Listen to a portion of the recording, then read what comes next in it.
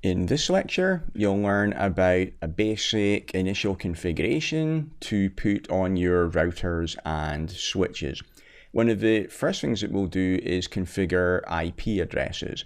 Your routers provide connectivity between your different IP subnets. That's their main job. So the routers need to have interfaces in the different subnets, and they need to have IP addresses on those interfaces. Those IP addresses will act as the default gateway address for any hosts that are in that subnet. The command to put an IP address on an interface, first off, go to the interface. So you see in the example here, we've got a router down at the bottom. Interface fast Ethernet 0/0 on the right has got IP address 192.168.0.1/24, and the interface on the left, fast Ethernet 0/1, has got IP address 192.168.1.1/24. Obviously, the IP addresses need to be in different subnets that are on different interfaces. So the command to do this, from global configuration mode, we then go to interface configuration mode. So the command is interface fast Ethernet 0/0, then to put the IP address on there, IP address space 192.168.0.1, and then another space, and then the subnet mask 255.255.255.0.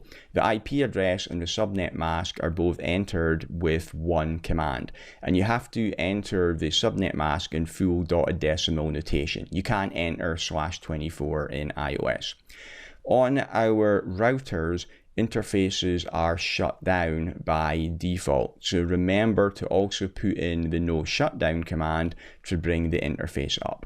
Okay, so we do that for interface fast Ethernet 0/0, and then we also need to configure interface fast Ethernet 0/1 for our example. It gets IP address 192.168.1.1, subnet mask 255.255.255.0, no shutdown. After we have configured this, the router is going to be able to route traffic between those two networks. As well as being able to route traffic, it also gives IP connectivity to the router itself. So after we've done this, we would be able to open up a telnet or SSH client like PuTTY and connect to the router to manage it. So obviously this is more convenient than having to walk down there with a console cable and hook it up physically every time.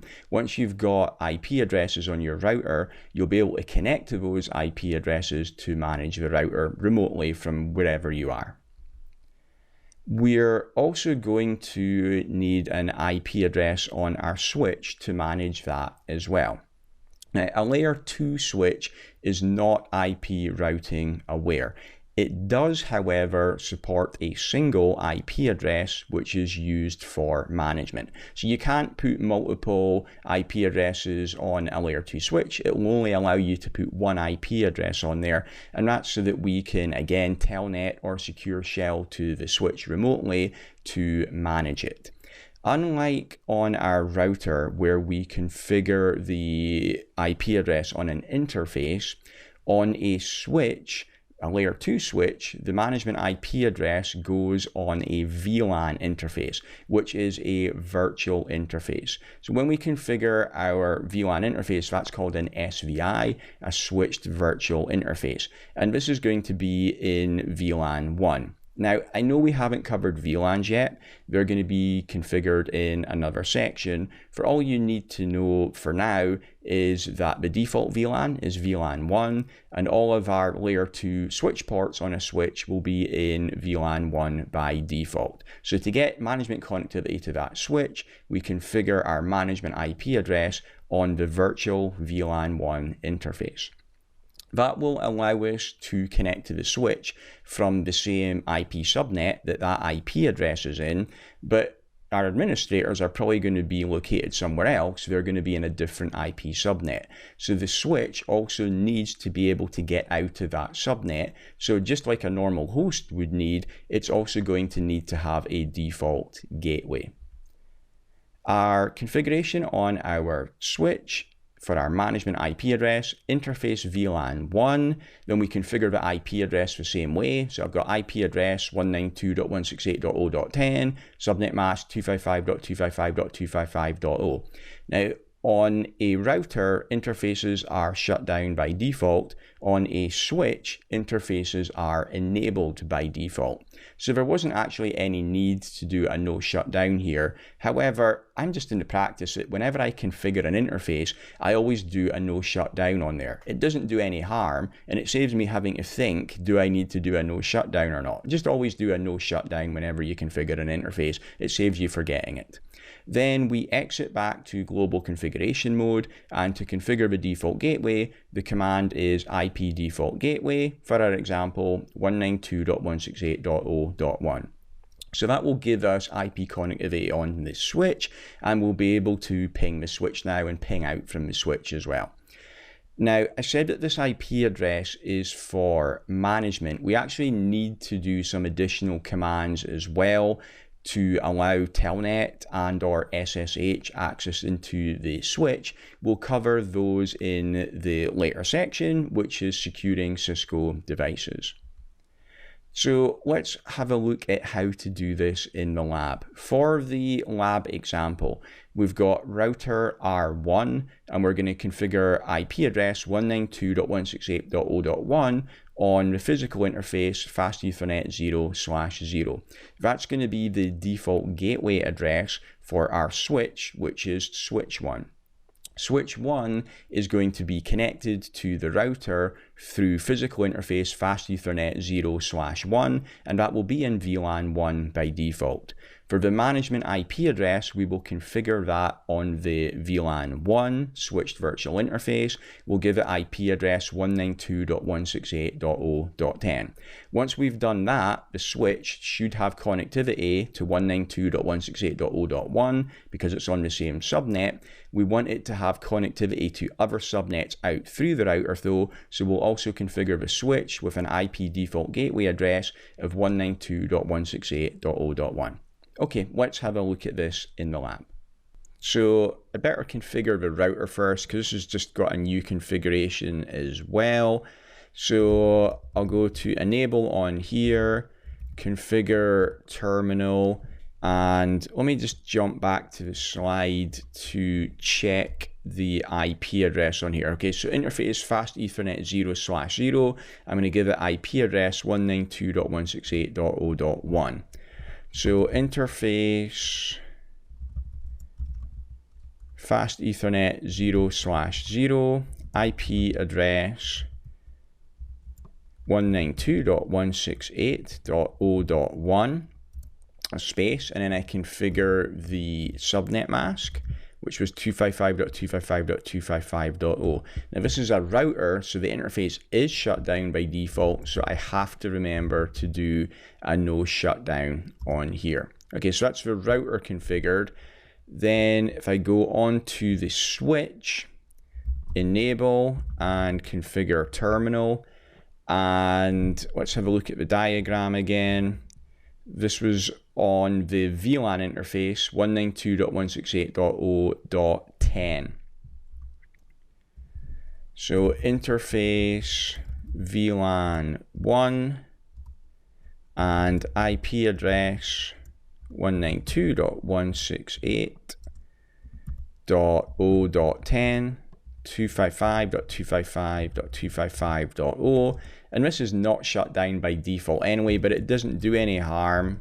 I'm just in the habit of always doing a no shutdown whenever I configure my interface. Okay, so now the switch should be able to communicate with the router. Let's check that. So I'll go back down to the enable prompt and I'll ping 192.168.0.1. And good, we've got connectivity, that's all good. So I've got connectivity on my 192.168.0 subnet, but I want to be able to get out to other subnets as well. So I need to configure the default gateway.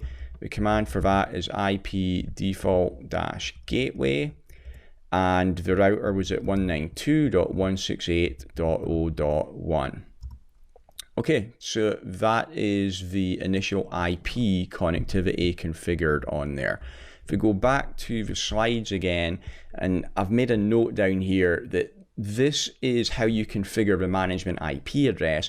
We actually have to do some additional commands to allow access via Telnet or SSH. I'm not going to show you that here because it's covered in a later section, which is the securing Cisco devices section. But right now I've got IP connectivity to the switch, so I can do things like do pings out from there. Okay, next thing we want to do for the basic configuration is to configure a host name. A descriptive host name makes it easier to identify the device. For example, I could maybe call it New York-floor1-switch1. So typically you will specify where the switch is and maybe some other description on there as well. In the lab, I'm just going to call it hostname SW1 for switch 1. So let's jump back onto the lab again, and on my switch, notice right now the default hostname on a switch is just switch. So that's what is showing up on the command prompt. Now when I enter hostname SW1 and hit enter, notice that the command prompt immediately changes to show the hostname. This is useful because a really common mistake is to configure the wrong device by accident. Like you notice on here, I've got two different tabs open. I've got a tab for R1 and a tab for switch 1. It's really easy when you're working from templates to paste the wrong config into the wrong command line. By having the hostname showing up here, it makes it a little bit less likely that you're going to do that. Okay, so it gives you a nice description. You can see what device you're on. Also, if you're doing troubleshooting from neighboring devices, then it will show up as its host name as well. So it just makes it easy to see what's going on. Okay, back to the slides again. Next thing we're going to want to do is configure descriptions on our interfaces. So interface fast Ethernet 0/1 was connected to the router. So let's put a description on there. So back to the command line again, I'll go to interface fast Ethernet 0/1 and I'll say description link to R1. Again, this is going to be useful for troubleshooting later. If I'm doing some troubleshooting and I'm looking at the configuration on here, I can immediately see that fast Ethernet 0/1 is the interface that's connected to router R1.